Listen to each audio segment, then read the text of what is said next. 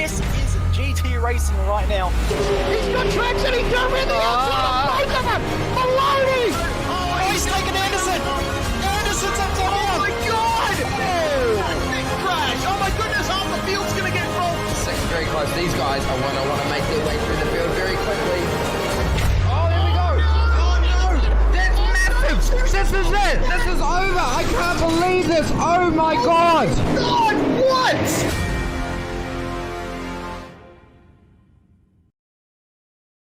Yeah, so we're using the VRS Direct Force Pro this year. We have a wheel adapter right here, so I'm using the rim I used last year.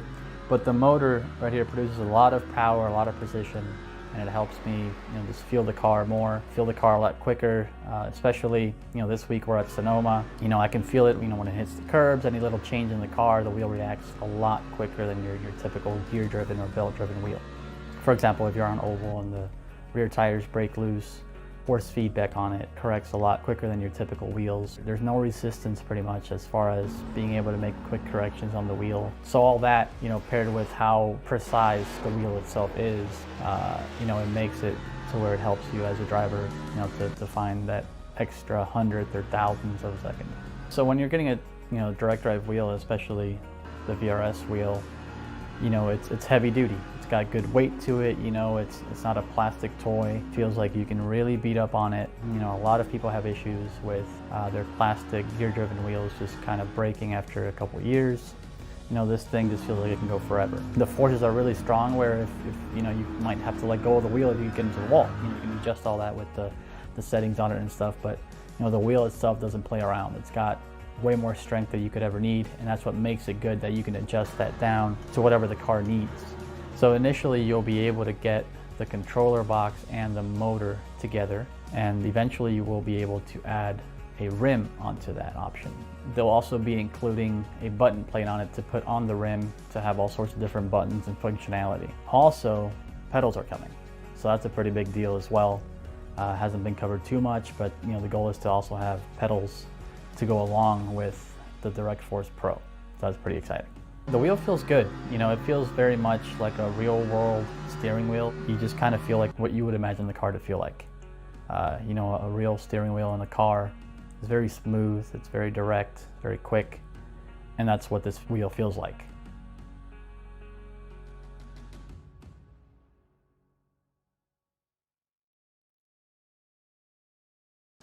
This is iRacing, the world's premier online racing game. iRacing puts you in the driver's seat to experience today's newest form of competitive motorsport, virtual racing, all from your home PC. Race virtually in endorsed series from NASCAR, IndyCar, IMSA, the World of Outlaws, Aussie Supercars and more. Take on legendary circuits like Daytona, Silverstone and the Nürburgring. Join iRacing's global online racing community and get on track today at iRacing.com.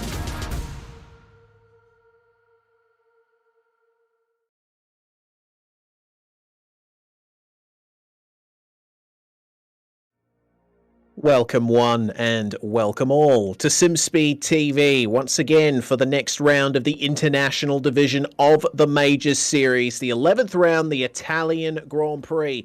We're going to be racing some V6 turbo hybrid Grand Prix cars around Monza for 53 laps. Sounds like a good way to spend a Saturday afternoon to me. My name's Reese Gardner. Joining me in the commentary box as per usual, Ryan Jones. Well, I'm looking forward to this one, Ryan, because Monza is Monza and Formula One is Formula One. We're running the 2015 McLaren MP430, and this place has plenty of long straights, which can result in some great slipstreaming battles into very heavy braking zones. That was a really high technical analysis of what this is, that race. Indeed, yes. It's not called the Temple of Speed for nothing, is it? They'll reach speeds of in excess of 300 kilometers an hour easily at the end of the main straight in towards Parabolica. Every corner on this 5.79 kilometer circuit is famed and renowned, and each corner has a historic name, doesn't it? You get to turn 1 and 2. That opening chicane is one of the most fearsome in the world, I would say, because it comes at the end of probably one of the biggest stopping zones in the world as well. They're at Filio. And then Curva Grande, flat out in these cars. Barely even registers, to be honest. Della Roggia, the second chicane, again, fearsome. And then the two Lesmos, difficult, hard to get right. The exit from the second Lesmo, very crucial, because there's another very long straight to Ascari. The run through there is important. You've got to get very high mid-corner speed and keep it up. But again, the exit's critical, because there's another big straight, and that one leads to Parabolica, which is a very tough corner. It's a long right-hander. It's almost well, it is a hairpin, really, but a very stretched out one. And that leads back onto the main straight to complete a very high-speed lap of the Autodromo Nazionale Monza. 11 corners, been open 99 years. So next year is a big centurion. Indeed it is. And Monza, one of the most historic circuits in the world indeed. Actually, I think the third ever permanent circuit built in the world after Brooklands and Indianapolis. Here's the championship standings. Thomas Hinz trailing Cameron Dance by 22 points. The battle for the championship in the Pro Division is between these two guys. And with the rounds remaining in the season rapidly ticking down, the likes of Dwayne Burns, Harold Stadler, Matt Andrews, Shane Bowen, etc., they're going to be running out of chances to get themselves close to that top two and put themselves within a shout of getting the title. But Ryan, it does look like that battle for basically fourth, even third on back is incredibly tight. We've basically got most of the top 10 involved in that fight. Yeah, it's really cool how close that Pro Championship is at the moment. And today with, 16, 17 drivers, there's a big opportunity for some of those guys to take massive points out of this weekend and move themselves up the order quite substantially. So definitely we'll be curious to see how that shakes out at the end of this event and what the championship looks like heading into round 11. And over in the Sportsman, look how close this is. There's just 3 points separating Brad Klenk, who leads the championship, and JM Thomas, who is second. Jake Manhire, he's only 8 points behind as well. And Julian Mookie's not out of it. Neither's Filotto, neither's Connor Browns. I mean, to be honest, at what point, Reese, in that top 10 do you say they're out of it? Because they're all quite closely bunched. Yeah, and, you know, a bad result for someone like Klenk, Thomas, or Manhire can really swing that championship massively in the favor of every other driver in the top 10. In that sense, I think it's unfortunate that the Pro and Sportsman divisions have been split for this round, because we're not going to be able to see these guys racing live on stream tonight. But regardless, I think it really speaks to the strength of Brad Klenk's season that he's been able to hold on to that championship lead, but also to Thomas, Manhire, Mookie, and the like to be able to hold on and keep themselves so close in that championship fight. Really fantastic to see. Let's check out the team's standings in the Pro Division. Well, Kinetic International and TechSense Fitstein Motorsport, they've been doing battle all season, and the gap is just as close as it's always been, to the tune of about 54 points, it looks like. And, well, I think that there's not much more that can be said about that. These teams have been pushing each other very hard all season. I tried to do 1047 minus 993 in my calculator, and I somehow ended up with 1 million. So I've typed a number in wrong somewhere there. Forgot to carry a 1. Yeah, I think so. But yeah, we'll go with 54 points as the difference. We'll just say that's right. For the sake of this. Yeah, it's very tight. It could change in a lap, really, that couldn't it? Because there's multiple cars racing for both teams in this race. And with how quickly things can change around this iconic racetrack, who knows how it will shake up heading into the next round. And in the Sportsman, it's not quite so close. The Gentlemen's Sim Racing Club, with strength in numbers, have sprinted away, haven't they? 634 points there. Points tally. Middle Finger Racing Sports White in second on just 359. Under a little bit of pressure from the second Gentlemen's Sim Racing Club team, the junior team, looking to make it a 1-2. Only 60 points back. Yeah, it's been a very dominant run in the points for Gentlemen's Sim Racing Club, and I'm fairly sure they can be happy with how the season has gone for them so far. They're basically unassailable at this point. You do see that there are some potential positions ready to be changed between the likes of Vision Motorsport and Rip Racing, only separated by about 20 points, those guys. So regardless, I think this round is going to be critical for sportsmen in both the drivers and the teams championship. But we're going to focus on the pro division here with under 4 minutes left in the practice session before we go green. The drivers have already run their qualifying times. The grid has already been set. So we are not going to be seeing a qualifying session. We're also not going to be seeing drivers start on the tyre that they qualified on, which is something you can usually do in these cars. The tyre usage rules are basically the same as real life. You're going to have to use two compounds of tyres in the race. And we were talking just before about how the soft and the medium tyres are really the ones to go with, but we are seeing some drivers testing with the hard compounds. So who knows, a couple of them might be looking to shake the strategy up and go long on a set of hard tyres. Yeah, who's that on our screen? Is that a medium tyre or a soft tyre? I've got my... yeah, it's a hard tyre, so that's a hard on that car. It's one of the TechSense cars. So it's either Dance, Mizomo, Jack Styles, take your pick.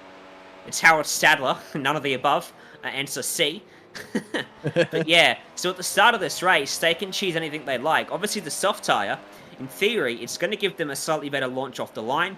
They could reach turn 1 quicker than some of the drivers that stick the medium on the hard tyre on. They'll go faster over a shorter distance over the first few laps, but then as they go on through the course of the race, those on the medium tyre will start to catch up to them because their tyre is not going to degrade as much, is it? And the hard tyre, that's going to degrade even less. But with less degradation comes less overall speed in the compound itself. So the hard tyre, the theory seems to be it's so slow to reach that little amount of degradation that it's just not worth it. So yeah, I think we'll see most drivers on the medium or the soft at the start of this race.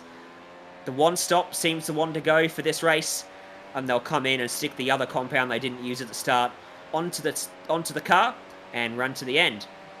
But differing compounds, it's part of the reason why F1 is so cool to watch, how it all shakes out over the course of the race, watching the softs, the mediums, and the hards come into play. Yeah, absolutely. And fuel is also something that drivers are going to have to be thinking about, not in terms of taking it at the pit stop, though, because once again, reflecting real-life rules in the series that this car competed in, you can put in a maximum of, I believe, 110 kilograms of fuel in the car, and you are not allowed to refuel in pit stops. Once you've put that fuel in the car for the start, that's what you got to run with. And these modern Formula One power units are some of the most efficient engines ever created. It's really amazing what the teams and manufacturers have been able to do with these designs. So fuel probably won't be a big issue for a lot of drivers. I think it's fairly certain that they will make it to the end, but they might have to start keeping an eye on their fuel levels towards the end of the race if they pushed a bit too hard early on. They're also not going to have to worry about ERS deployment either, because since a few builds ago, all of that is controlled by iRacing. You can set your percentage of deployment per lap that you'd like, and basically the sim handles the rest, so you're not twiddling knobs in the middle of the straight like you often see real F1 drivers do. With only 30 seconds left, now is going to be the time when the drivers will start thinking about the start, and of course we have everyone on the Zoom feed as well. Up the top, you got Cameron Dance, the championship leader, Simon Mizomo and Daniel Stevens of Middle Finger Racing. Then you have down on the bottom Jonathan Bean and his compatriot at Middle Finger Racing in the motion rig of Gavin Barber. My goodness, Barber has been running that setup the whole season up to this point. We have yet to see how that thing reacts in a crash. Hopefully that doesn't happen for Gavin today, but there's a small chance because these cars are very fragile, very high speed as well. Time to go through the starting grid then. The top 10 are as follows. Starting on pole is going to be Sean Campbell.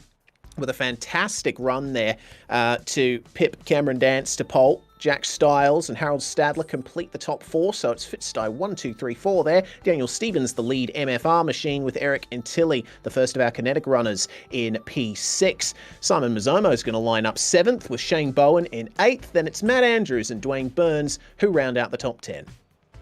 Alexander Sheridan and Dean Mole share row 6 ahead of Gavin Barber, Jonathan Bain, Blake Neck, and Will Leslie, rounding out our 16 cars for this Italian Grand Prix.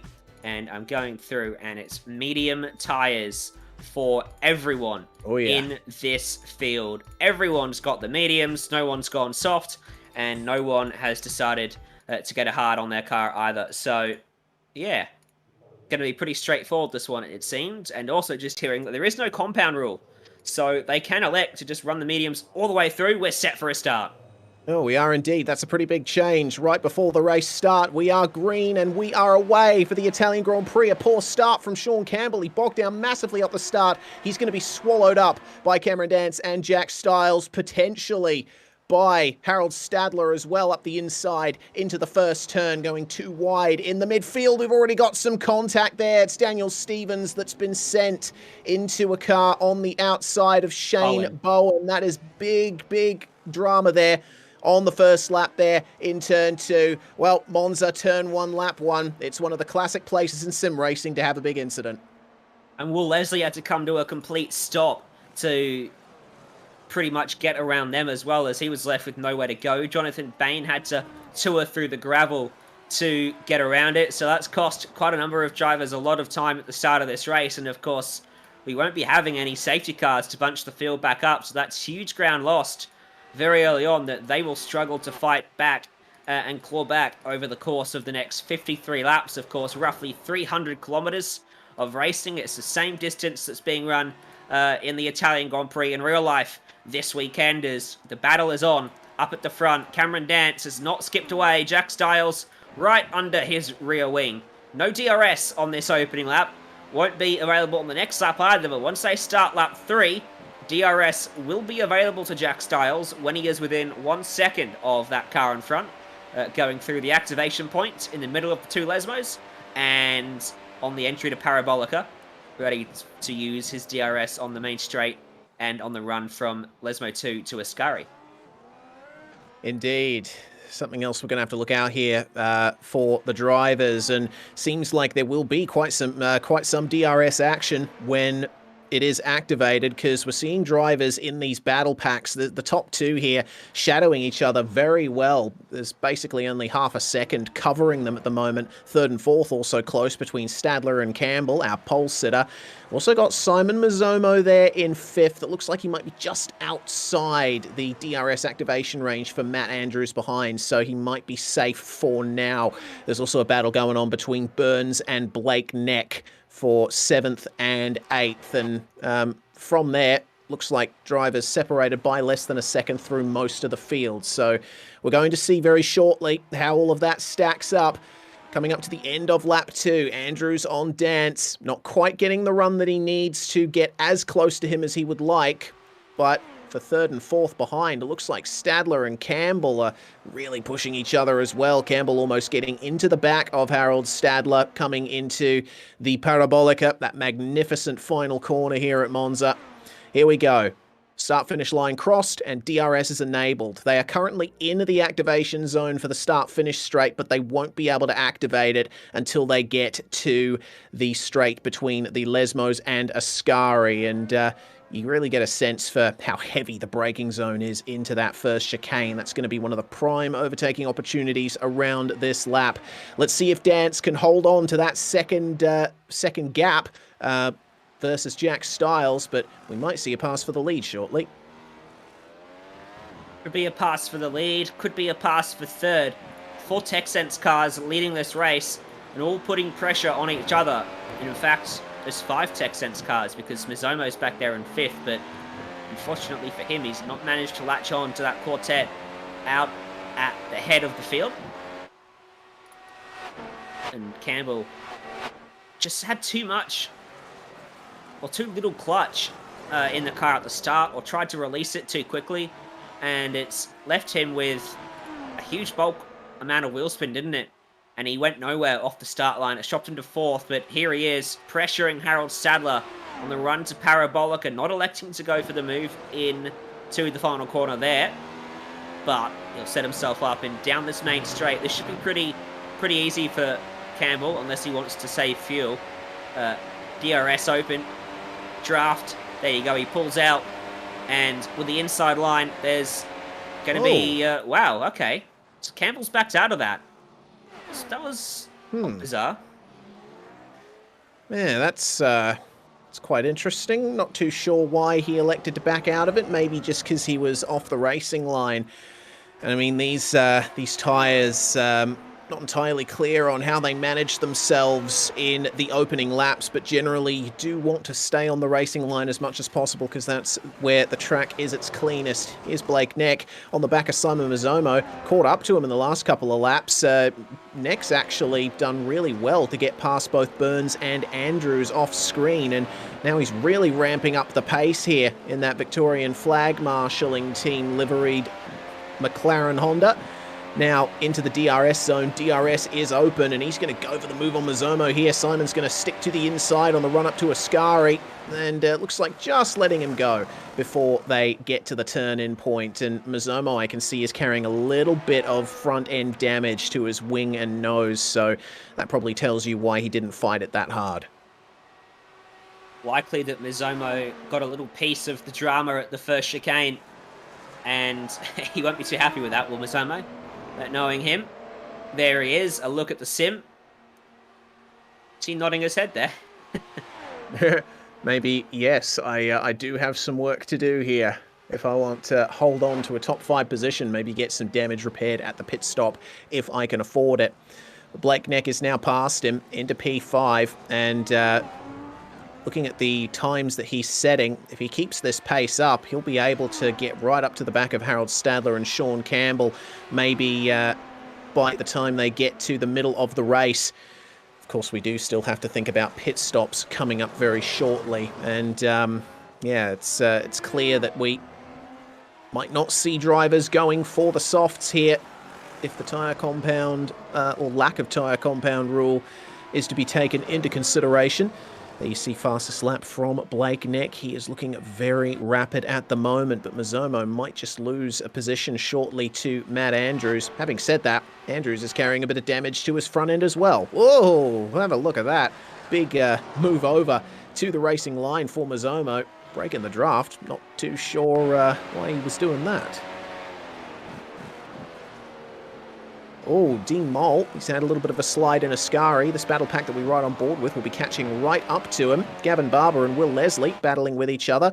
And you see Dean Mole there, now right in front of him. He had a bit of an off going over the curb. And that's going to be a move here. Will Leslie getting passed by Gavin Barber, who will be able to see him through his triple screen setup. Move complete, and away we go, as there was another puff of smoke. That was another little mistake from Dean Mole, and he's very slow down the front stretch. Yeah, about 5 seconds off the pace that the leaders are doing. And I was just watching the leaders there, and to be honest, I'm a little bit disappointed in the tactics that the TechSense crew seem to be employing. Although, as I say that, Campbell has just gone and passed Stadler, so that's good news if you're a fan of actual racing in your motor racing. Because Jack Styles, with DRS, with the slipstream, he should easily be able to breeze by Cameron. But what he's doing is he's just sitting back and allowing Cameron that gap. And whether he's doing it to save fuel, whether he's doing it to just ensure they have a gap to the cars behind, whatever the reason, he's content to just sit there in second at the moment and not go and actually race Cameron Dance right now, which is all fair and well, but as a spectator, we want to see some motor racing, don't we? And some action on the racetrack. Now that Campbell's got to third, I wonder if he'll go up there and give them a little bit of a hurry up at the head of the field. Let's compare lap times. For Cameron Dance, it was a 24.9, the race leader, a 25.1 for Styles, and a 24.4 for Campbell, so he's half a second quicker than Cameron Dance on that lap. And just on the fuel saving bit, so Reese, they know obviously it's going to be a 53 lap race. It's not going to be shorter. It's not going to be longer. So there shouldn't be any reason to underfuel the car to the point where you have to fuel save, really, in my mind. Yeah, I'd agree with you there. I mean, the real-life teams basically underfuel the cars all the time because they know, like, what their engine is going to use lap by lap, and what the car can do over the course of a race. But yeah, I wouldn't think that's such a big concern here in sim racing. These drivers obviously not driving these cars full time, so I think it can be understood that, they just put the right amount of fuel in the cars to get to the end and just go from there. On the point of the TechSense FitSty battle up in the top 4 as we check out Daniel Stevens in his hot pursuit of Eric and Tilly. Trying to recover is the Kiwi. But, yeah, you mentioned Jack Styles hanging back from Cameron Dance. I've been watching Styles and he's not even been using DRS. Even though he's well within the activation zone. They are a bit closer down the front stretch, though, here up at the front, and it was a couple of varying lines through Parabolica, but still there's going to be no move at turn 1 here. This is just allowing Sean Campbell to draw right up to the rear bumper of Jack Styles, and it is now a 3-way fight for first position here. Now, the question is, as Dance, it seems, got a bit of a suboptimal exit there versus Styles, what do they do? Do they change the positions around? They're so far out in the lead that it's not going to be much of an issue for them. As down at turn 1, big battle here. Oh my goodness, big outbraking there at the first chicane by the likes of Shane Bowen, Will Leslie. It is a proper train, isn't it? P9 now for Will Leslie. Bowen behind him. Barber just lost 2 spots at the first chicane. Team Mole, Intilli, Sheridan, Stevens, all in this group as well. It snakes back to P15. This, what we normally call a DRS train of cars, but I saw in practice a number of drivers who were in the draft elected not to use DRS. So, yeah, a little bit curious that. I suppose it is a somewhat easier way to just not catch the car in front is to just not use DRS. Saves you having to lift off, but, I mean, if I was out there, I'd be using DRS and going and passing cars. Yeah, so would I. But I think these drivers are thinking about the long haul at the moment. Maybe they believe that they don't necessarily have the pace to streak away and get themselves out of the DRS range of the cars behind them if they end up making that pass. Remains to be seen. But coming up to the end of lap 8 now, and the gaps have increased there for Will Leslie and Shane Bowen. I'm not too sure they're going to have much of a fight from the cars behind, but DRS is now open for Dean Mole. He's going to try a pass here on Gavin Barber into turn 1. No, he's not. Going to back out before they get to the braking zone. Eric and Tilly going incredibly hard into the braking zone behind them, and just making up a little more time on entry, but he does lose it on the exit. Traction is so important around this circuit, Ryan. I mean, we talk about Monza as a temple of speed, a place where slipstreaming reigns supreme, but really, you don't get to go fast in a straight line if you're not good at putting the power down. Yeah, and these engines are outputting a pretty serious amount of horsepower, aren't they? I mean, close to 1,000. Yeah, modern day Formula One's close to 1,000, isn't it? Not sure what it was in 2015, but it can't have been that far away. Yeah, exactly. So, that's a lot of torque going through the rear wheels. And D-Mole back at turn 1, he was just too far back, wasn't he? If he was about a car length closer, I think that's a sure bet down to the inside, as he got very squirrely out of Ascari that time, a little eager on the throttle. I wouldn't go for the move here at Parabolica, because if you go too early and you poke your nose ahead before the detection point that precedes Parabolica, you end up giving the car you're passing the DRS to then try and fight you back down the main straight. So you just got to be a little bit hesitant there. But now Mole's in the spot, in the slipstream. This time he'll be able to pull to the inside, deep on the brakes, and check out behind him. Eric and Tilly wants to go with him. Oh, and he gives Barber a hit. They get away with it, just about. Oh, that was a heart and mouth moment. Tilly coming over the radio to apologise to Gavin for that little tap. Almost sent him around, the middle finger racing driver. But they live to fight another day, and this DRS train continuing to make its way through the Variante della Roggia, the second chicane here at Monza. They got to be wary of Alexander Sheridan and Daniel Stevens behind, and Stevens is still carrying heavy damage from that lap 1 incident. I think it's been very lucky for Stevens, or not just luck, but also skill, I think, that he's been able to keep up enough pace to stay within reach of that DRS train, keep himself in that position. If he can get that damage repaired at his pit stop, then he'll certainly be on for a good result, but maybe not quite as good as he was expecting. Here's Blake Neck. As I've just noticed, Will Leslie has had an off at Ascari. He's lost a couple of positions out of that. So he's broken away. Move unsuccessful for Blake Neck coming into turn 1. But I feel like it's only a matter of time before he gets by Stadler at this point. He's just looking incredibly quick. Oh, Jack Styles goes through, but it still wasn't really a racing pass. Cameron Dance pulled off and let Styles go on the exit of Curva Grande. So that heavily suggests that they are fuel saving. The fact that Styles has sat behind Dance for 10 laps and now Dance has let Styles go through. I suspect he might sit behind Styles now for about 10 laps. whoa, here we go. DRS for Blake Neck, and you could see the light flashing on the rear of Harold Stadler's car. That's the sign that the energy recovery system is going into recovery mode. It's right at the end of the straight, so that would have been automated there for Harold Stadler. Blake Neck now up into 4th place. Let's see if he can put a dent in the lead of that Fitzdy trio up at the top. As into Ascari, we have a little bit more action there. Oh, a big slide from Will Leslie just up ahead.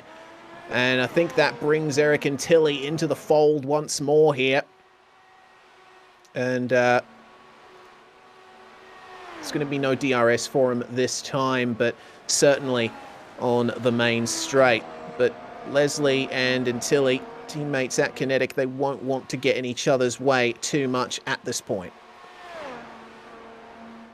Yeah, Antilli's going to be fractionally too far back when they reach the braking zone for turn 1. They're braking at about 150 meters out from the corner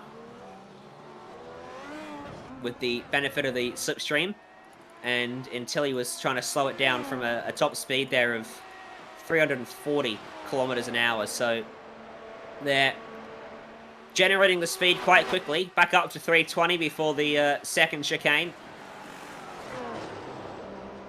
As we go back to the front of the field at Ascari, do you see those tyre tracks that skate right across the grass at Ascari and rejoin all the way back around the exit? I wonder who that was. We seem to have missed that early on in this race. That was, I believe that was Will Leslie, the incident that I was talking about just a few minutes ago. He had a bit of an adventure on the exit of Ascari. Oh, yes. Actually, it may have been another driver. My memory's not serving me well today, but looks like a change for second, and it's going to be an immediate change back because Sean Campbell has overshot the first chicane, and that's not quite the route you're supposed to take through the escape road, but he manages to get back on the track anyway, and that's a bit... Oh, no! Oh, no! Is there no steering in that car? Is that a hardware failure for Sean Campbell? Right into the wall. The wheel is moving. What's going on there?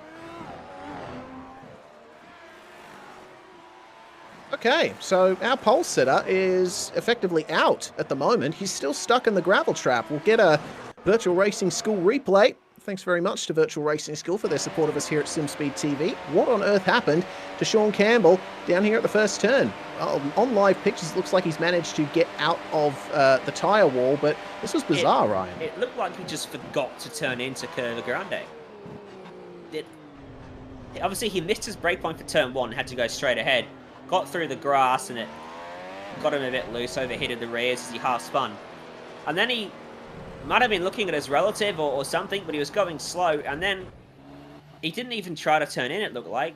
Yeah. There's a small amount of steering input as he goes through the grass on his route to the fence, but he locked it up immediately once he went off there.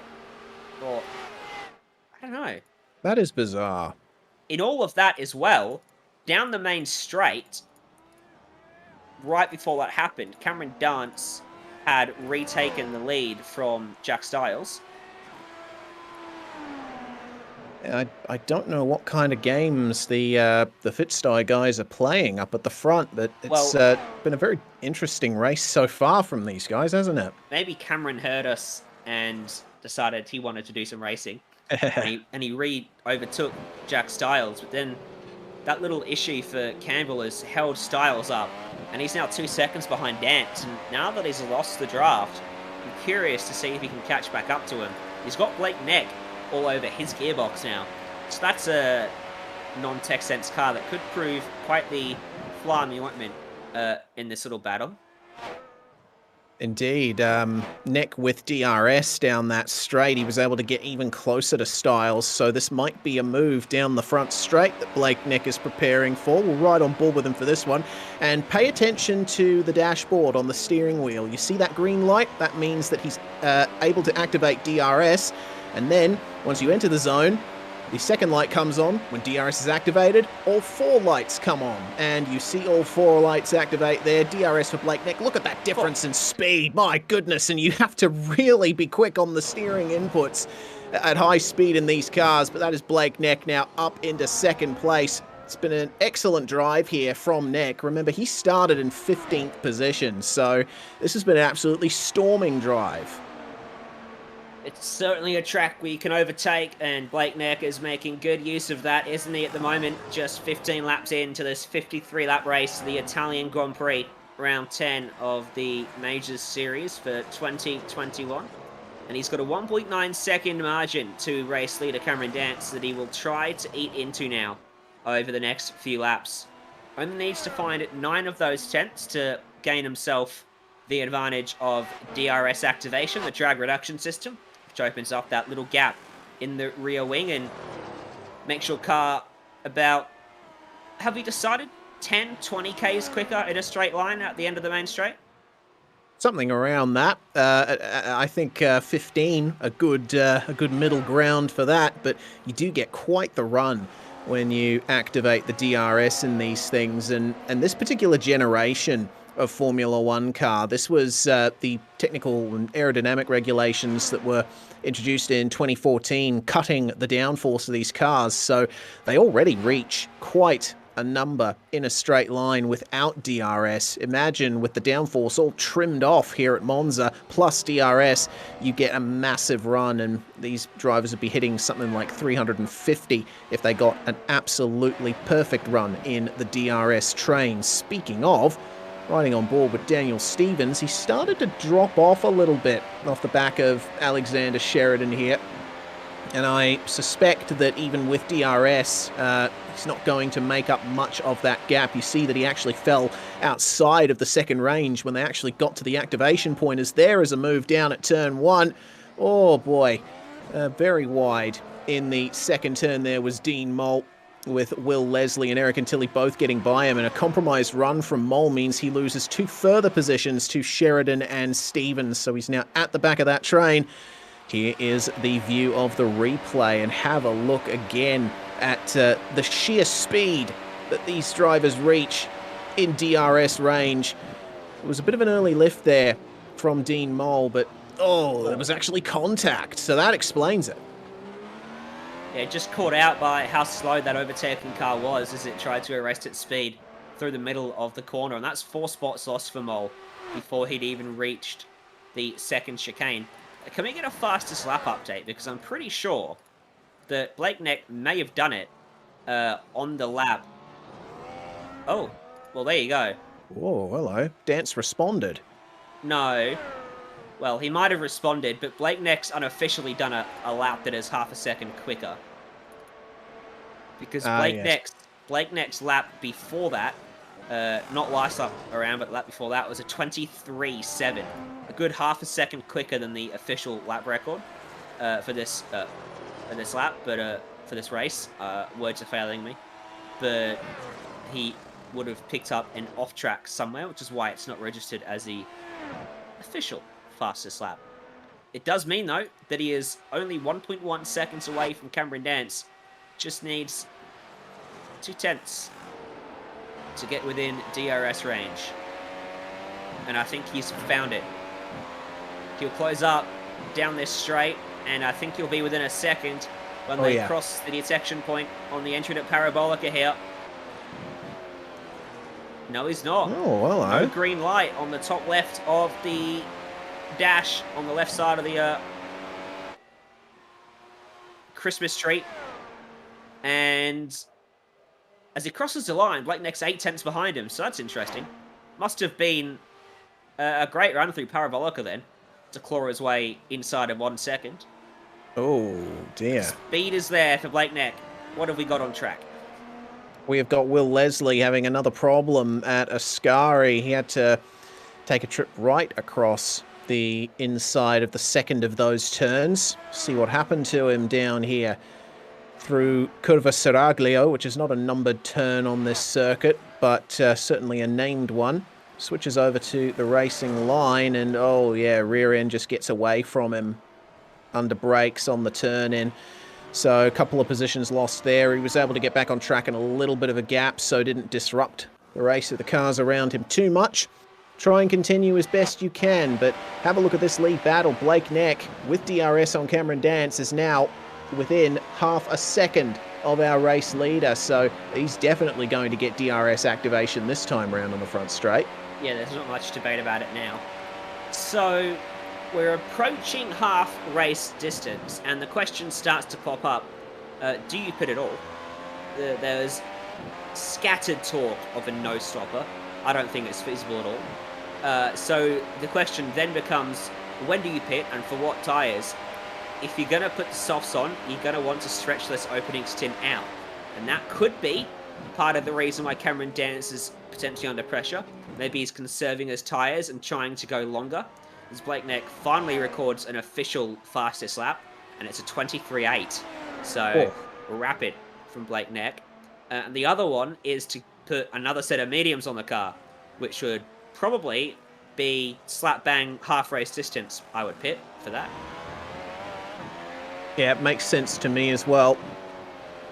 See a bit of recharge happening there for Cameron Dance. Both of them slightly missing the apex of the first Lesmo, but, you know, aero push is still an issue in these cars, despite the fact that they don't produce as much downforce as the cars of today do. And Dance going defensive into Ascari, but Neck's overspeed is just too great to overcome, and that is Blake Neck into the lead of the Italian Grand Prix in the International Majors Series.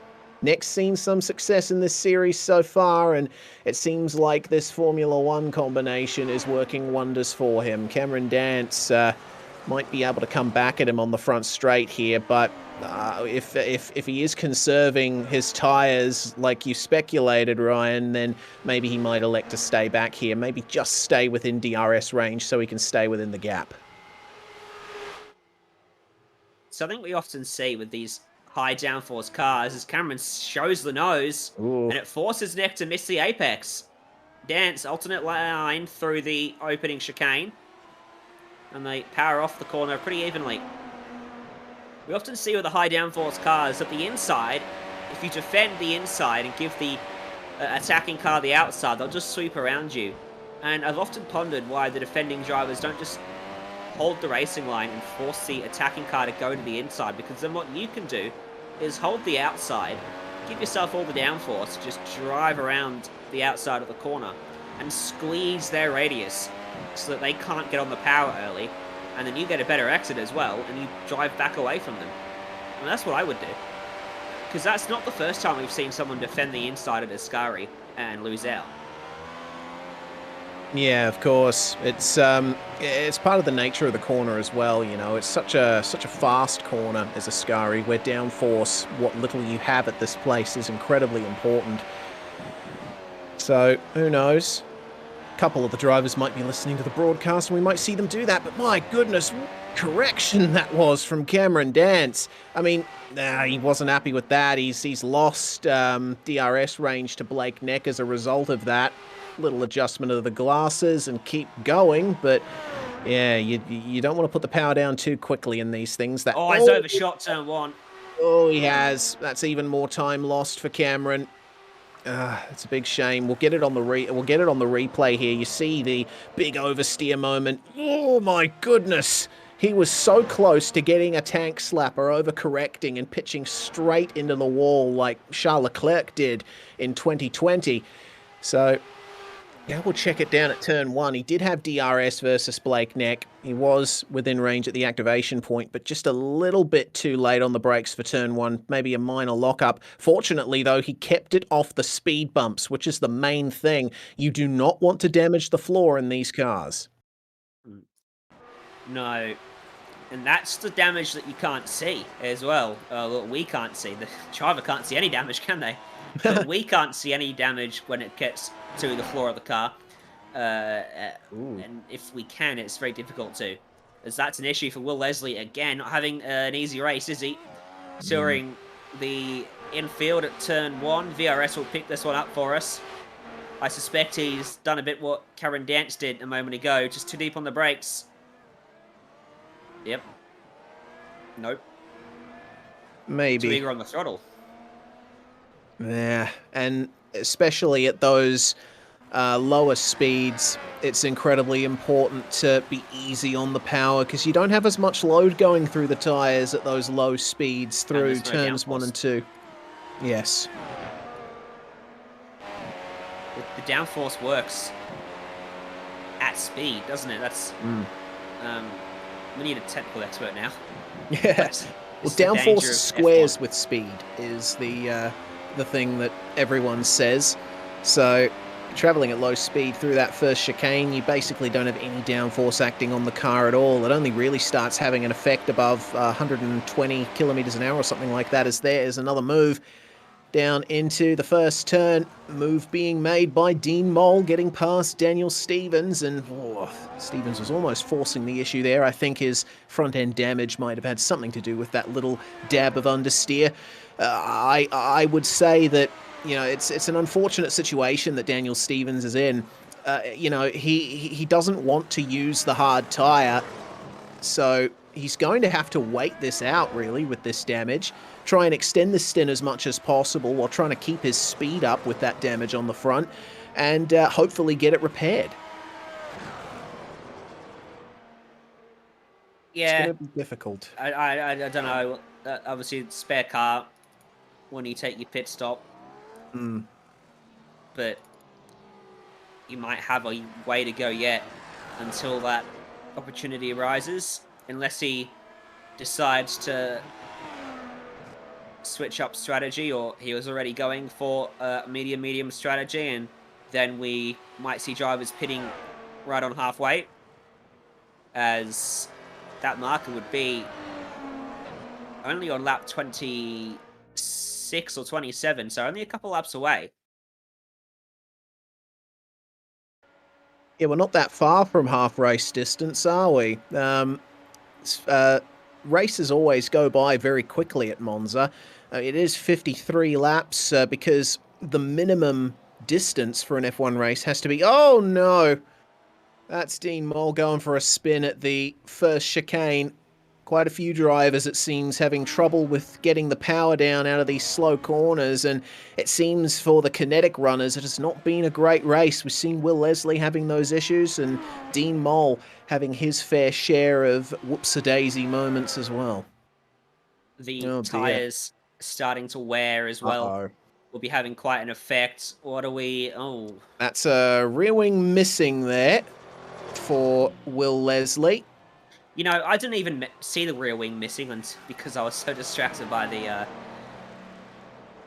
bollard going with him. That's grabbing as well. Oh, dear. That's definitely a spare car required. If he can make it back around without needing a tow. Absolutely. Well, he's actually stopped at Variante della Roggia and escaped back to the pits. So Will Leslie is going to lose at least a few minutes out of this. What happened to him here? Obviously contact with the wall.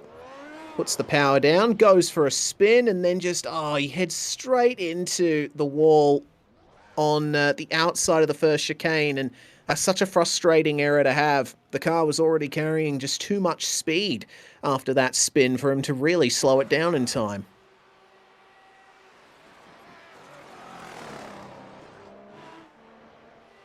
Well, he still has a spare car. So he will have a fresh one when he comes out of the pits, but he's probably going to be at least a lap down when he comes out, which is a bit of a shame. Oh dear, now we've got a front wing missing for Daniel Stevens. That wing was already carrying quite a bit of damage, and it's finally given up the ghost there. At the first chicane, probably contact with the wall for him as well, so we'll undoubtedly see Daniel Stevens in the pits at the end of this lap. Not the worst time for it to happen. Slap on a set of mediums and go to the end.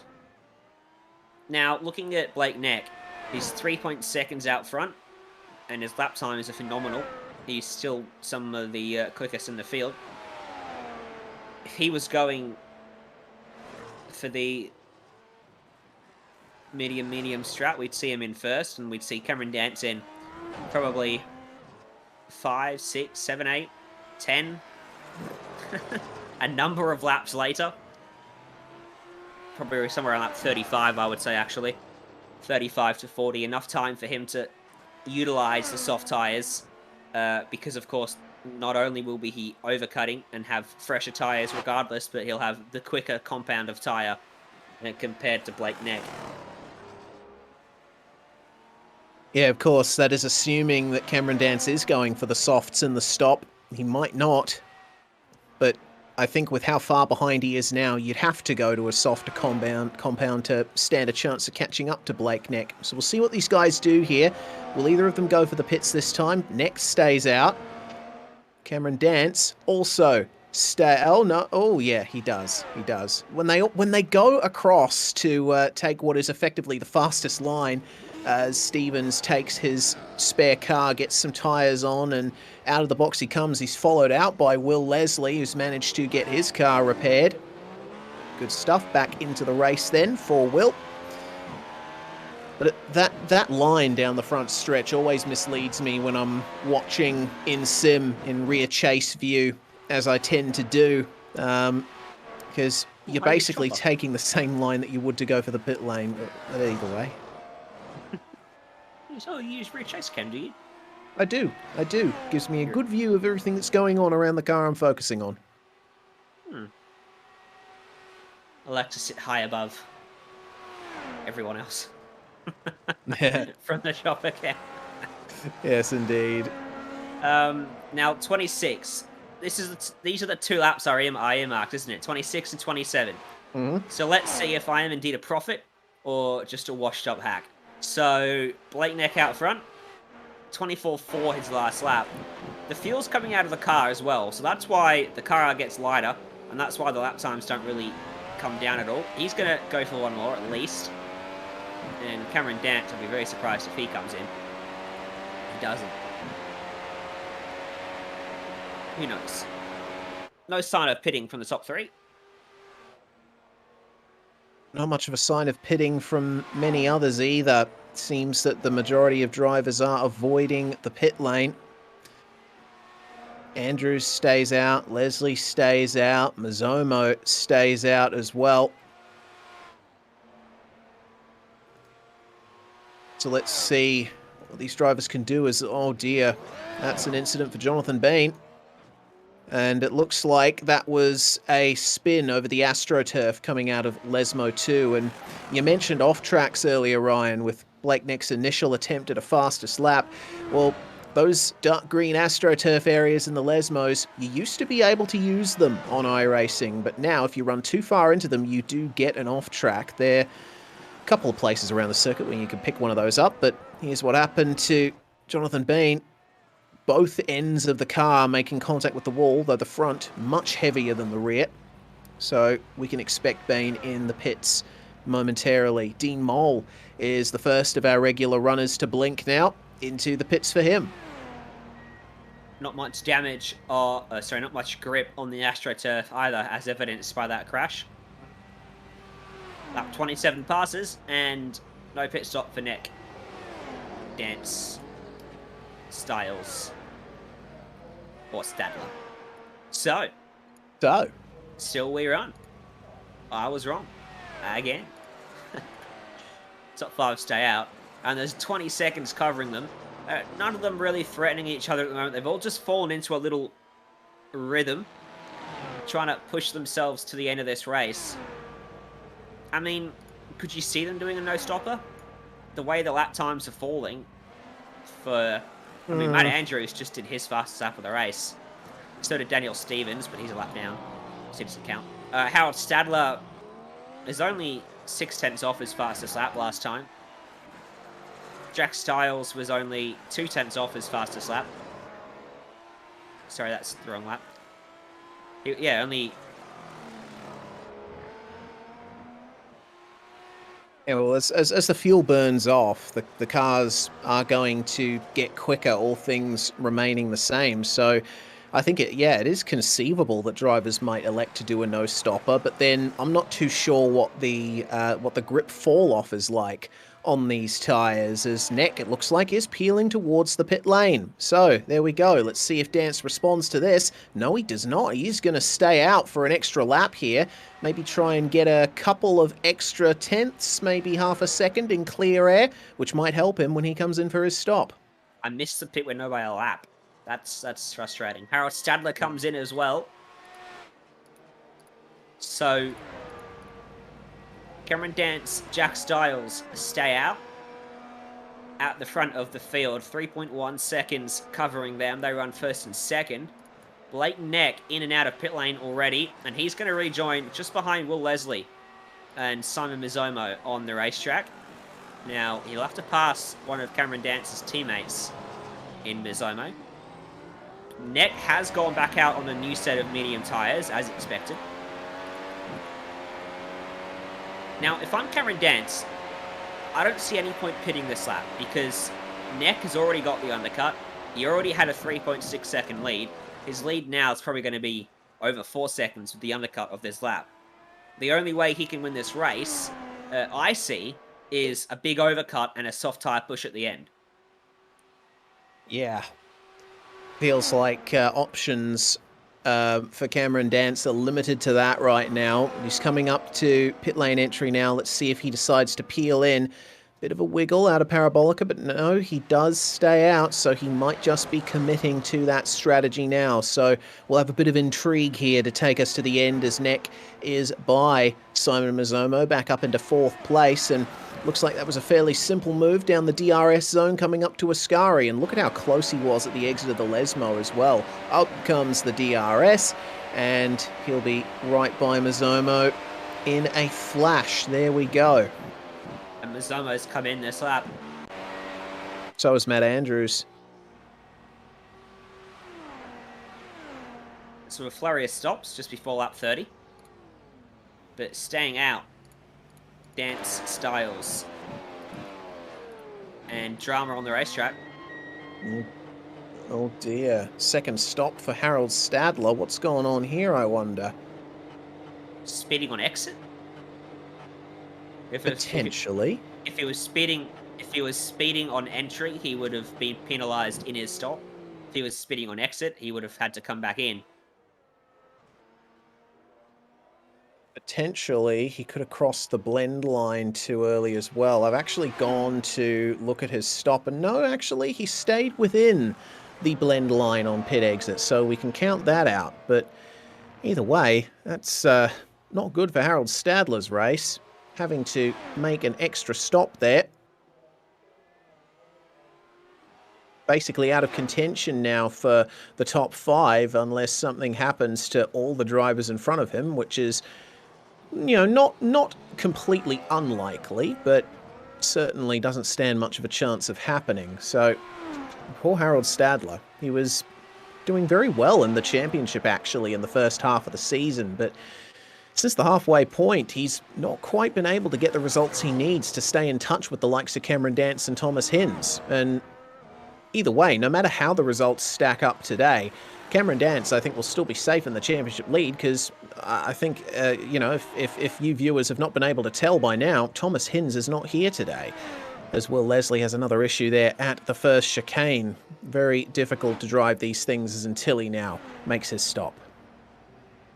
It's going to be a big gap for Dance to try to close down on his softs at the end of this race, because Blake Neck just did a 1 minute 23.3, went 1.4 seconds quicker than what Cameron was able to do at the front of the field. But those mediums will lose their ultimate grip in a couple of laps. They'll fall back into a little pocket of just nice grip, and Neck will pump out some regular laps. But then Dance will come out blazing on the softs, and we'll get to see what the ultimate pace around the Temple of Speed is, as Dance has overshot the first corner all by himself. He had Harold Stadler a few car lengths behind him on fresher rubber, but a lap down, and Dance has gone straight through the De La Roggia.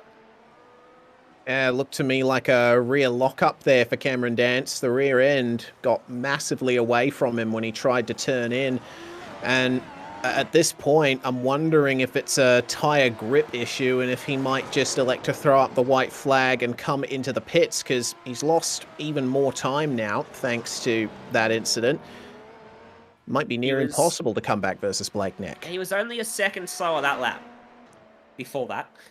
So the last lap he was only a second slower. This lap he'll be quite a bit slower again though, thanks to that issue. I think if he can go a couple more laps here. Lap 35 would be my target. That gives you 18 to the end.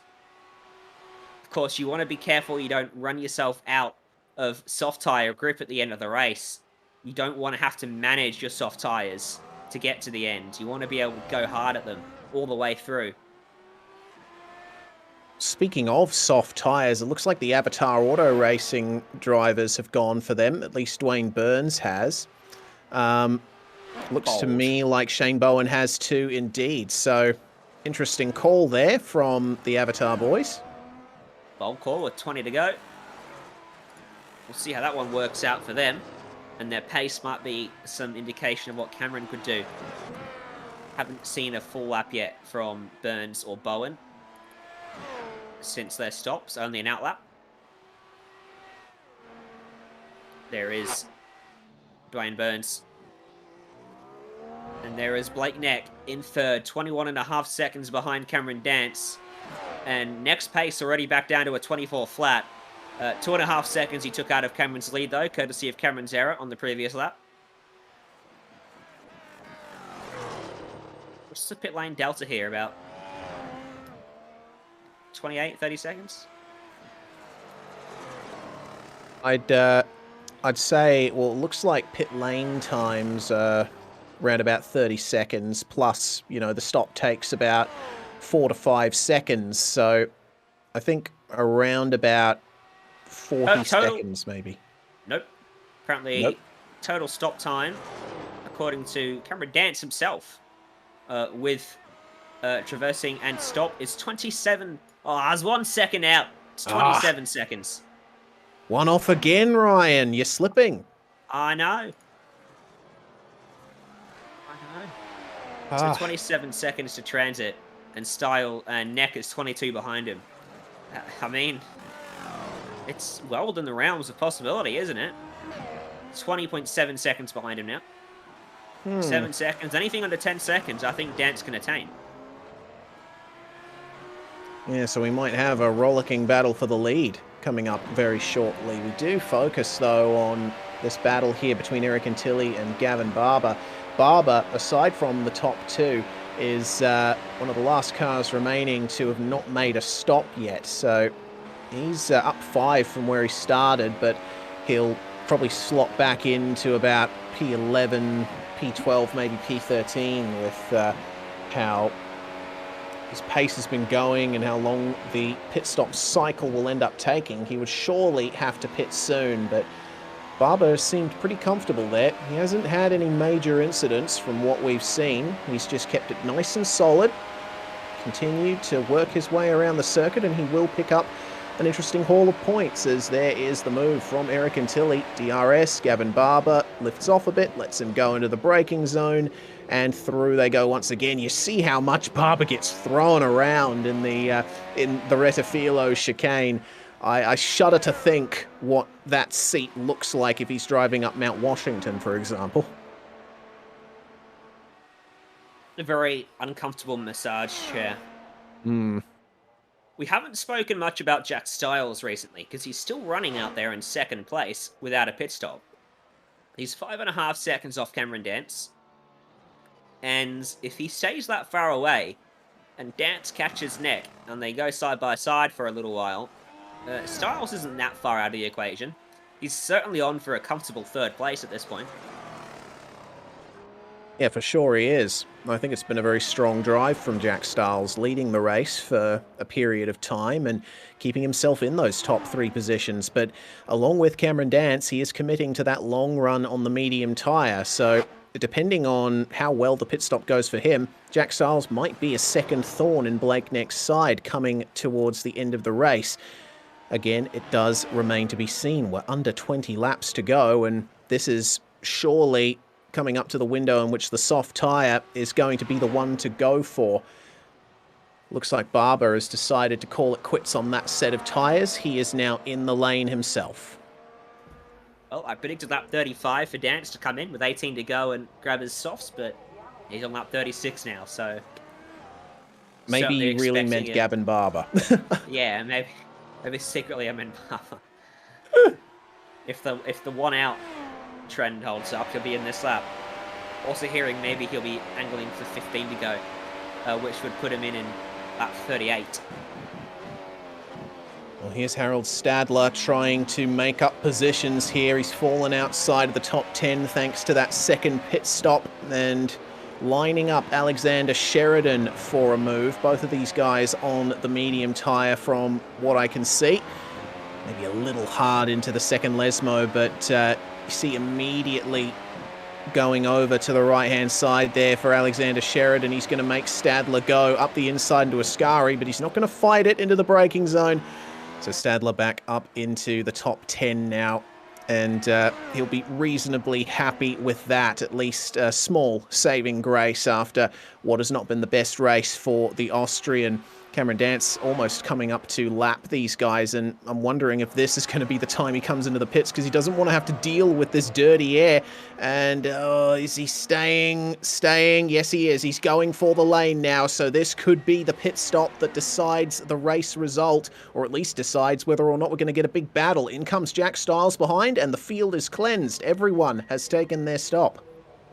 Hey, Reese. Hey, Ryan. I was one lap out. Well, there we go. Blake Neck. Look at him there. And that's going to be quite the gap that Cameron's going to have to deal with here. Soft tyres on for the championship leader, and expecting the same for Jack Styles. This is going to be a very interesting run to the finish. Will Dance and Styles be able to make up that gap, driving at 100%? They do have a lapped car to navigate in the form of Gavin Barber first, so that might make things a little interesting. It is a 12-second gap between first and second. Now, can Cameron make that up in 17 laps? It's certainly possible. So, what did I say? He's going to be 10 seconds would be a nice gap for him to attain. He's 12 seconds back, so he's going to fall 1 second short. Oh. Meanwhile, Sean Campbell making up positions as well. That's Dwayne Burns. He's making his way by, and Campbell, well, we saw him have that crash out of the first chicane. He's decided to go for the hard tyre when he's come in for his stop. And considering how early in the race that happened for Sean Campbell, I understand the decision to go for the hard tyre. Doesn't need to pit, but I think at this point he is the only driver to have used the hardest compound in this race. So Blake Neck, can he stay in the 1 minute 23s? He's going to have to run 23s to the end, I think, if he wants to stay ahead of Dance. And across the line that time, another 1 minute 23. 23.639 for that particular lap. And of course, only an outlap for Dance, so we'll see a 2 indication of his pace on this lap. Now that the field's cleansed, let's see what everyone's chosen as their tyre of choice for the end. So, Blake Neck, running on his mediums, he's been on those for a while. We know Cameron Dance and Jack Styles have chosen to go soft for the end of this one. Matt Andrews and Mizomo. Well, Matt Andrews is on the medium. Mizomo's gone soft as well for the end of this one, running in 5th. Dwayne Burns, soft tyre too. Sean Campbell's got a hard on. Eric and Tilly on the medium. Shane Bowen's soft. Stadler on the medium. Sheridan, medium. Mole has chucked the mediums on. Stevens is on the medium. Barber is a lap down in 14th on the softs. Jonathan Baines on the mediums, and Will Leslie is on the mediums too. So only a few deviations from the preferred strategy here. And we'll get a proper look into how this lead battle is going to look as Blake next comes across the line and will set his next lap time. 1 minute 23.487. That's just over a tenth off his fastest lap so far. Two seconds up on best lap pace at the moment is Cameron Dance, and that is the first time in the 1 minute 22s that we've seen in this race so far. 22.8 for Cameron Dance, so I think this lead battle is alive. If Dance can continue making up that much time per lap, he'll probably be near neck at the end. Interesting with next times, when he came out of pit lane, he blazed for a lap or two, and then he fell off a bit. Did a 24-hour high 23, did a couple mid 23s, and now he's fallen back to that 23.4 area, which is a pretty good lap time for him, because if Dance can only do 22.8s, I don't think that's enough to catch Blake Neck. 0.6 a lap. Yeah, if the grip falls off, like you say it will, then yeah, it's going to be very difficult. But Cameron Dance being Cameron Dance, he's going to have a red-hot go of it. Let's talk very briefly here about Jonathan Bean. We did give him some airtime earlier, and probably not for the best of reasons, but he's got a mate of his, Matt Davis. He's doing a Black Dog fundraiser, Mullets for Mental Health. Matt Davis running the FU Suicide group, and just seeing Dean Moll having a bit of trouble there in the first chicane once more. It's been a bit of a crash for him. But if Matt Davis hits his target for this Mullets for Mental Health fundraiser, he will be dyeing his mullet until it's shaved off. And currently, according to Jonathan Bean, it's quite an impressive mullet. We haven't been able to get a chance to chat to Matt Davis in the pre-show, but certainly it's a great cause to be supporting, and we do throw our support behind that here at SimSpeed TV. How can you do that plug and not show us a picture of the mullet? Well, it just sounds like you're ill-prepared, Director J, who's now squirming in defense of not getting a mullet. Well, maybe we should have asked Jonathan Bean to give us a picture. Oh, there's an image. Director J with a mullet. Yeah. He says he can't grow hair anymore, and unfortunately neither can I, so you're not going to see a mullet from me. You can always buy a wig. 22.9 from Dance last lap. He's just coming through Parabolica this lap. The gap might go into 10 seconds as he crosses the line. 10.2, 22.8 from Cameron there. And the 23.5 from Blake Neck. There's 13 laps to go. It's getting tough for Cameron Dance. He'll be hoping those mediums fall away a bit. Yeah, he will, and it is interesting to think about tyre fall-off at Monza, because you'd think, by and large, the track's not that hard on tyres because it's mostly straights, but then you do have the massive loads being put through these tyres in the braking zones, through Ascari, which we see Stadler going through at the moment, and through Parabolica too. You're carrying a great deal of speed through those corners, and that's part of the reason why these tyres fall off like they do. They are built to fall off after a certain period of time to encourage those pit stops.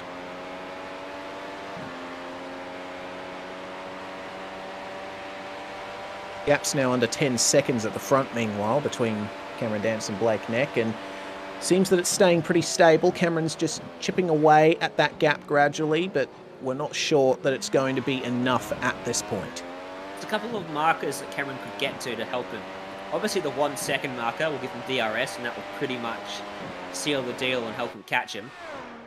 The other one is, at what point does he start benefiting from the draft? Oh, 22.3 from Cameron that time around. Wring the neck out of it.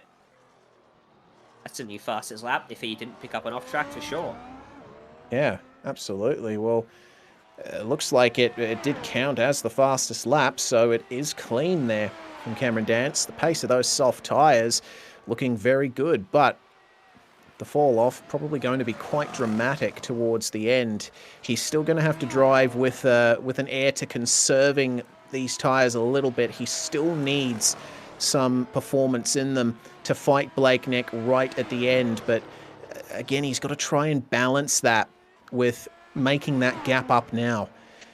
I wouldn't want to be in that position as a driver because it's really frustrating, but it certainly makes for an intriguing strategy battle from the sidelines.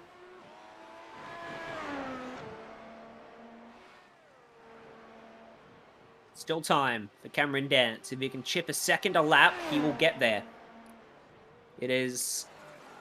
And he took a second out last lap, so it could be tight, this. Jack Styles in third is out of the equation at this point. He is 20 seconds up the road from Mizomo, though. But he's about 15 seconds behind Dance. That wasn't a good one for Dance. Only took half a second out of Blakeney. And he can't afford those small gains at this point. Every lap needs to be a big gain, because when you get a small one like that, suddenly the next lap needs to be mega. Yeah, largely when you're driving in such tyre-sensitive forms of racing as this, very important to keep the balance up over the course of a stint. Try and be as consistent as possible. Stadler's been having a little bit of trouble here catching up to Shane Bowen. The gaps are more or less the same, if not just a little bit tighter than what we saw last time we checked out these guys. Stadler trying to make up those positions, and maybe just a little bit of an error there from Shane Bowen, allowing Stadler a little bit more time onto the front stretch, and DRS open for Harold Stadler. The gap is drawing up and up and up, but he can't get it done into the braking zone for the first chicane, and maybe just a little bit too hard there on the entry. It's so important to hit the apex at that first turn, but that's one of the places you can get a slowdown around this place if you take too much of that curb. So again, it's another element the drivers have to really watch out for. You can try your best to be fast around here, but the track will find ways to bite you. Interesting this. Stadler on the mediums trying to pass Bowen on the softs. So he may see that Bowen is able to find a little more traction on the exits.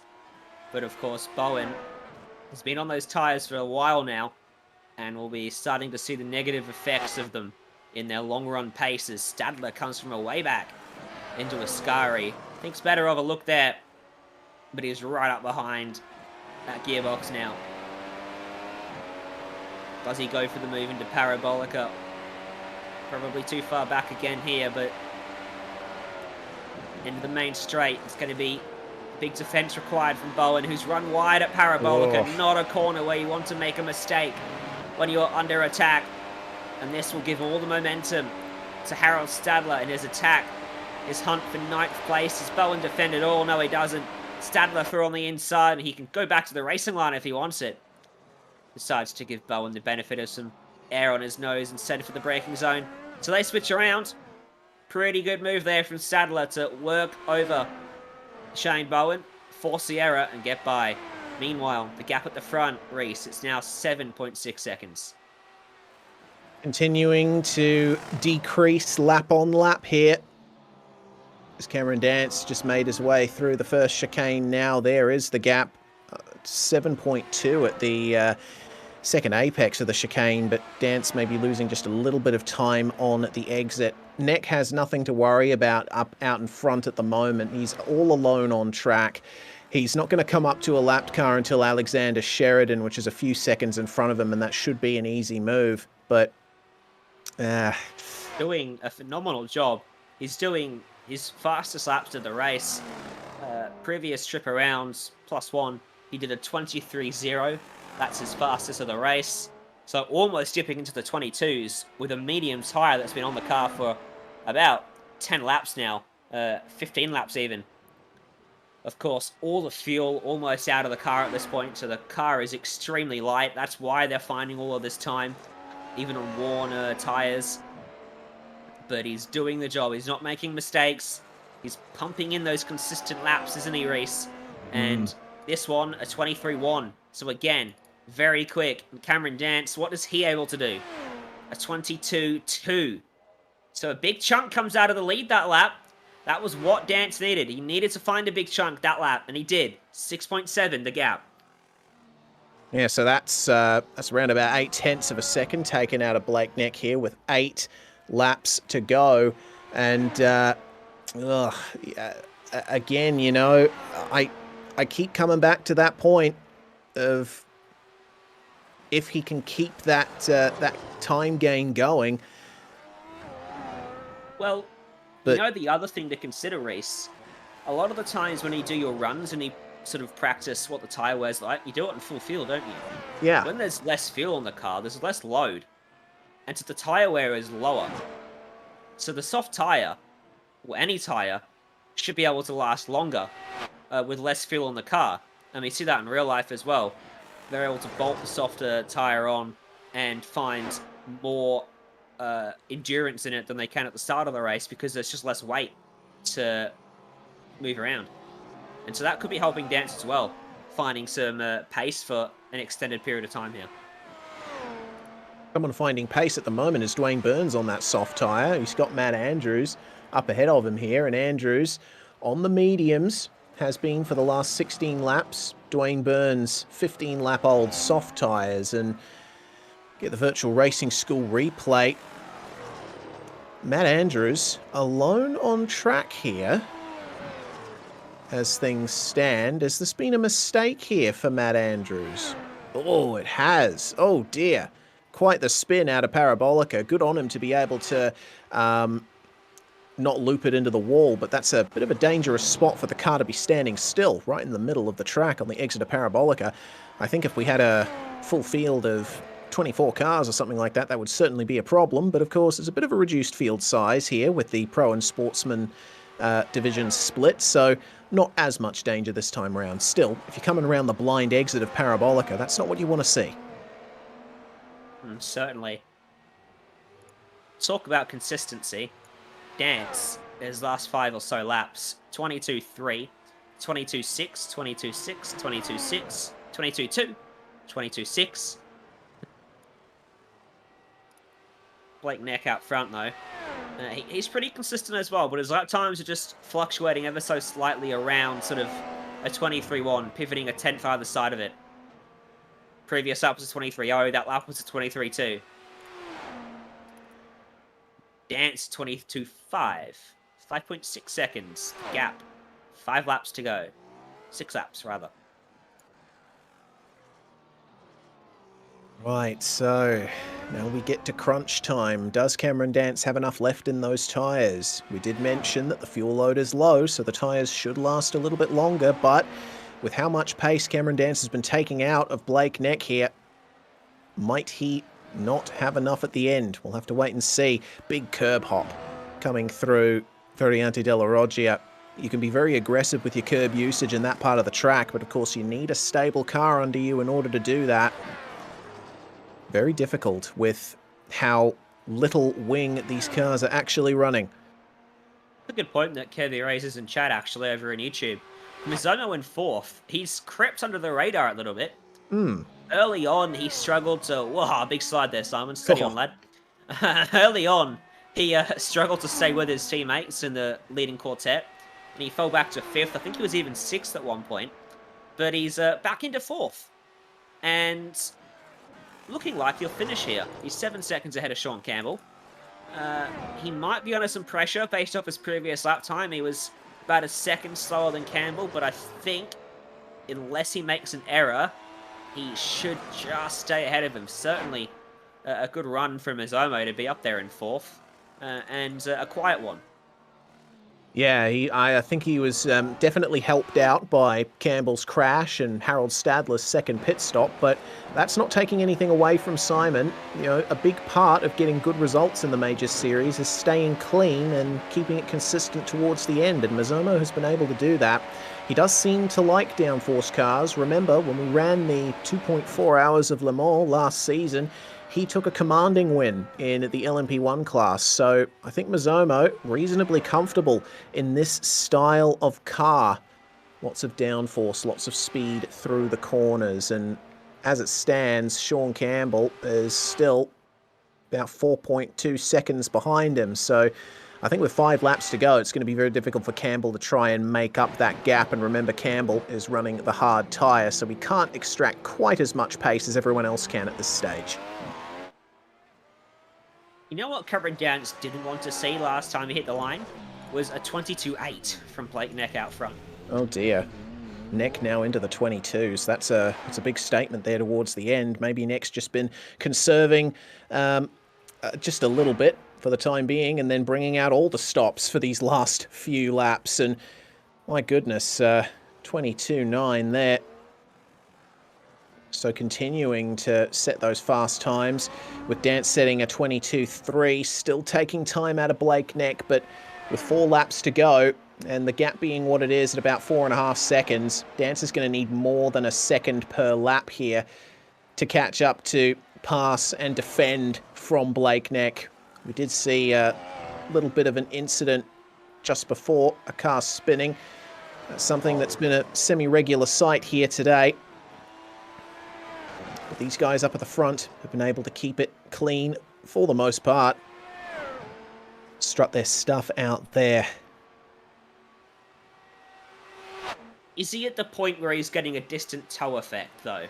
No, I think at 4 seconds, you're probably not getting any kind of toe from the car up ahead. It's not as exaggerated as it is in real life. Although they harp on as it is in real life, so they tell us. We get a toe from 10 seconds back, they say. Not likely. Or we feel the effects of it, rather. Let's see. He did get a decent toe down the main straight for a little bit, as from one of the lapped cars. 3.7 seconds. 22.2 from Dance, 23.1 from Neck. So 2 laps in the 22s from Neck. Now he's back in the low 23s. 3 laps to go. 3.7 seconds the gap.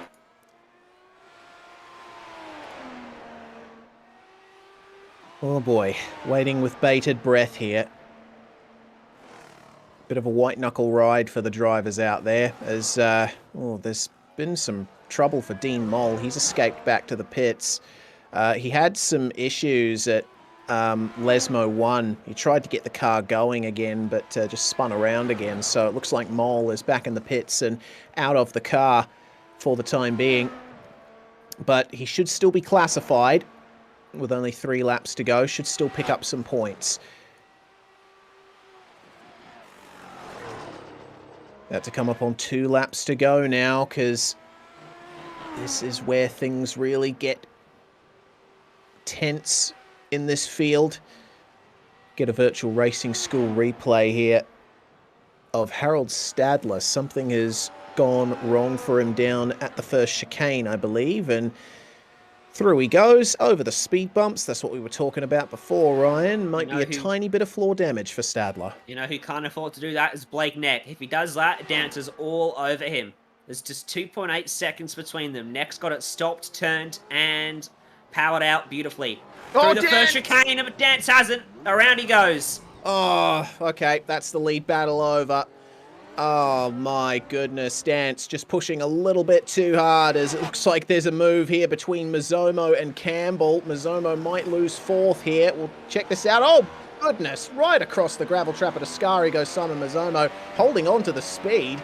My goodness, he's going to get a mammoth slowdown from that though, so Campbell should be by him pretty easily. But my goodness, right at the end of it, 2 laps to go, and Cameron Dance will not be able to catch up to Blake Neck, as Campbell trying around the outside of Mazomo on the hard tyre at Parabolica. And Mazomo thinks, well, you know, I'm done. I'm going for the pits here.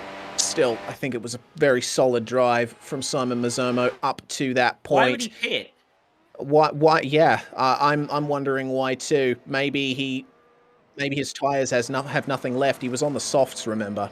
He could have, unless he thought they were going to blow, or he picked up damage that I hadn't seen from that tour through the grass, he should have stayed out. He had, I think 6 seconds was enough to the cars behind.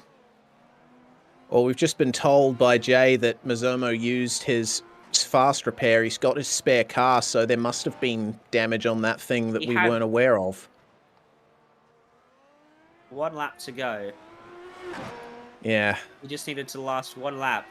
Now he's back to 10th. Yeah, that doesn't make much sense to me. Well, Mazomo has made the decision, and that is where he stands. But it is white flag here for Blake Neck, and I have to say, driver of the race, in my view. He has not put a single foot wrong for this entire 53-lap Italian Grand Prix, and it's going to pay off massively for him here. He's not in contention for the championship, but if he can get a win or two here in the second half of the season, it'll certainly lift his spirits.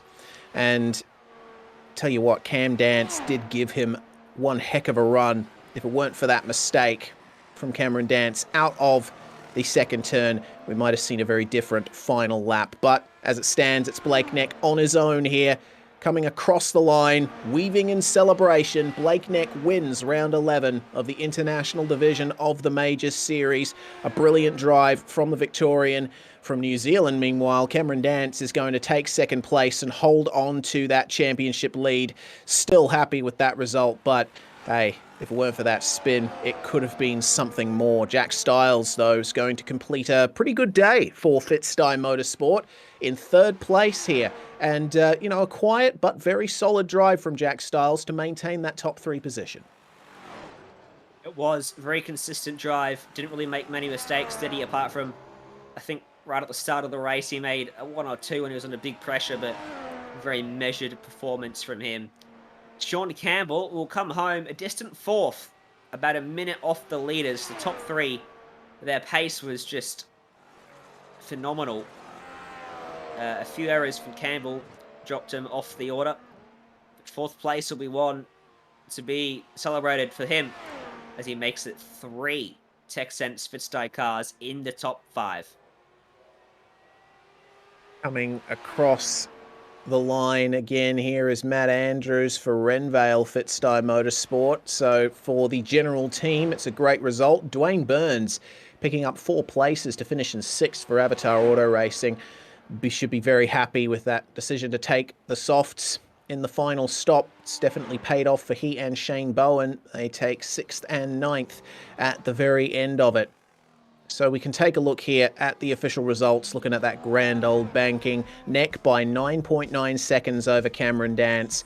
It was down to 3.7 seconds before Cameron Dance had his unfortunate spin. Styles completing the podium. And then it's Campbell, Andrews, Burns and Antilli, your top 7. Harold Stadler, it could have been better for him, but having to take an unscheduled second pit stop meant that he was out of contention for a top 5 position. Shane Bowen did lose 1 position to finish in 9th. And Simon Mazomo, well, you said that his decision to pit didn't make much sense, Ryan, and that's why he ends up in 10th when he could have been easily 5th.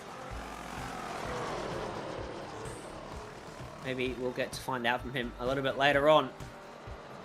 Alexander Sheridan home in 11th. Daniel Stevens in 12th after starting up in 5th. He'll be sorely disappointed with that one. Gavin Barber 13th.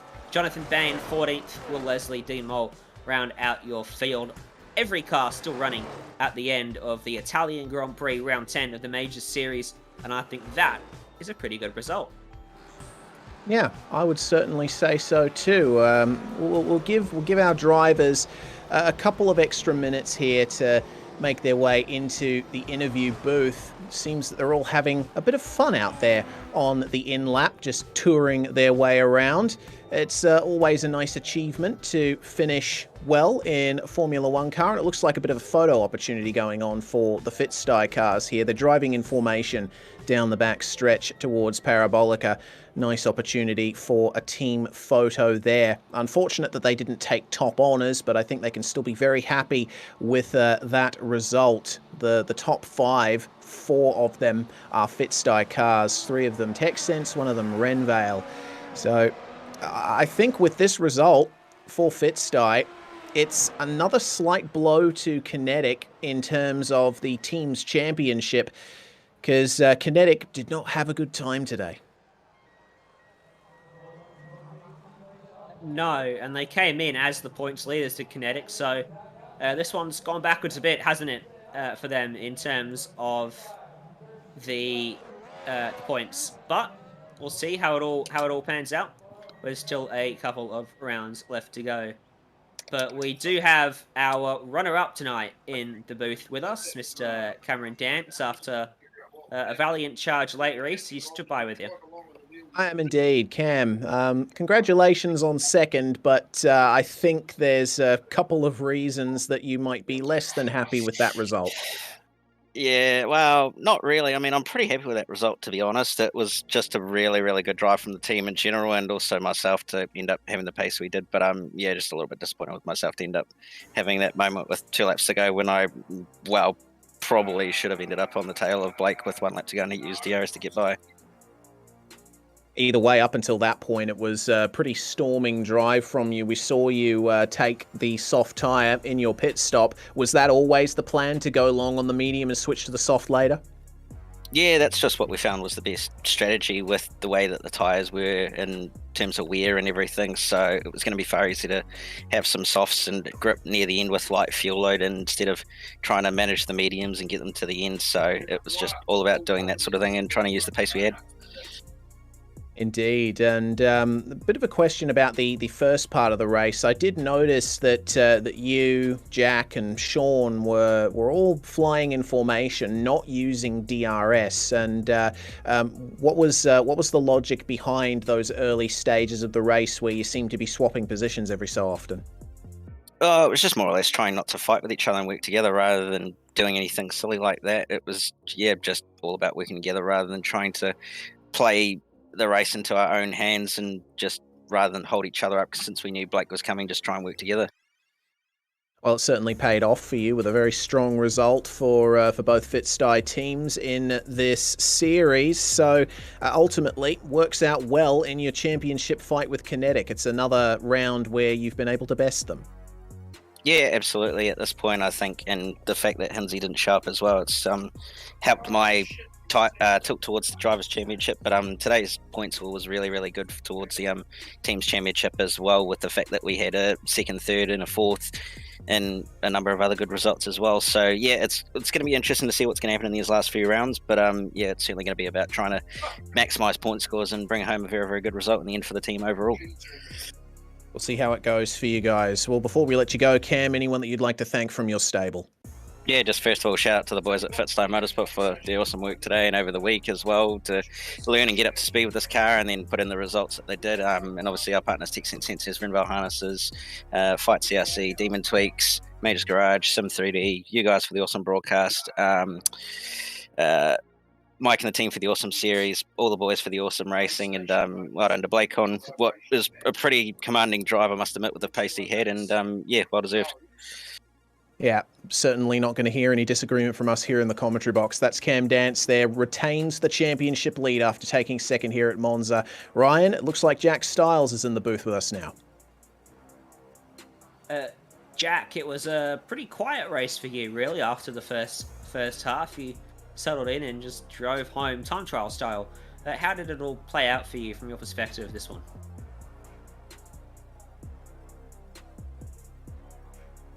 Just running in formation. We didn't want to take the risk. Myself and Sean have got quite bad netcode to Cam, so that's the reason why we weren't really taking any risks in the first half. We wanted to make the mediums go long, but in the end, we, for me, I just didn't have the pace to keep up with Blake and Cam, and that's the simple answer. I gave that everything I could on the softs, but I think I lost just a little bit too much on the mediums in sort of the last 10 laps. Pushed them a little bit too hard. I think they had 13% on them when I came into the pit, so very close to popping that front left. But I'm happy with that. That's my first ever podium in the main series of the majors, and for me, it's quite overdue. It should have been at Le Mans earlier this year, but I'm happy with that. It was a good race, a fun race, and I really enjoyed that. So obviously you're happy with third. Do you feel there was more in it? Do you think you left anything out on the table there today, or was the pace of Neck and Dance out front just too strong? It was for me. It was too strong. I've been practicing pretty much I think we finished Darlington for me on the Saturday morning, and I was running laps within 24 hours for this of Darlington. I knew this was going to be my last chance at a good result this year. This is probably going to be my strongest race, so I really wanted a good result. I've been preparing quite a lot, and I just didn't have the pace of the front runners, and that's kind of been what my season's been. I've been up there, but I just haven't quite had the pace. But I'm really happy with how I performed today. I've had a pretty disappointing year so far, a lot of bad luck. So to finally get a good race under my belt, yeah, I'm happy with that. Who do you want to thank for helping you get it done? Again, same as Cam, everyone at Fitstyle Motorsport, they all put a lot of effort in this. You know, this majors season has been long. We've still got 3 races to go. There's a lot left on the table for us. So yeah, and our sponsors, TechSense Renval, the guys over at Demon Tweaks, shout out to Fight Colorectal Cancer, as well as the Majors Garage and all the work at Sim3D. I wouldn't have the pace I do without the excellent work the guys over at Sim3D doing the products that they make. Thank you very much, Jack. Well, that brings to an end, I think, our driver interviews for the night. Would have liked to have had the opportunity to talk to Blake Neck, but unfortunately he is not here. But we will wrap things up here, Ryan, with a couple of points. It turns out that Simon Mazzomo blew his front left tyre, which is why he went straight ahead of Ascari and had to come into the pits. You did raise the possibility of him having a tyre blowout, and it looks like that's what's happened. Yeah, that's unfortunate for him. We didn't see it visually, did we? But yeah, a tyre blowout explains quite a bit of that scenario. But I think, all in all, it's a very good race it turned out to be. Yeah, I was very happy with proceedings here at Monza in the Pro Division. In the Sportsman Division, we do have some results. I'll get you your top 3.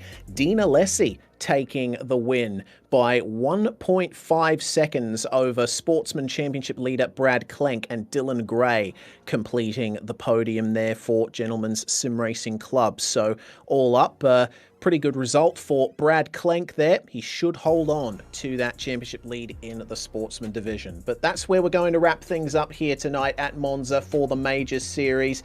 We do thank you very much for your patronage here on SimSpeed TV. Our next Majors round that we'll be broadcasting is another wild card. The International Division is getting Phillip Island in the V8. That's going to be a wonderful round for sure. Can't wait to see it go off. But if you stay with us here on SimSpeed TV tonight, in just over an hour's time, we're going to be going live for the 15th running of the Max Bantz Open. So make sure that you stay with us for that. The Ford Fiesta at the Chicago Street Circuit with a terrible setup made by yours truly.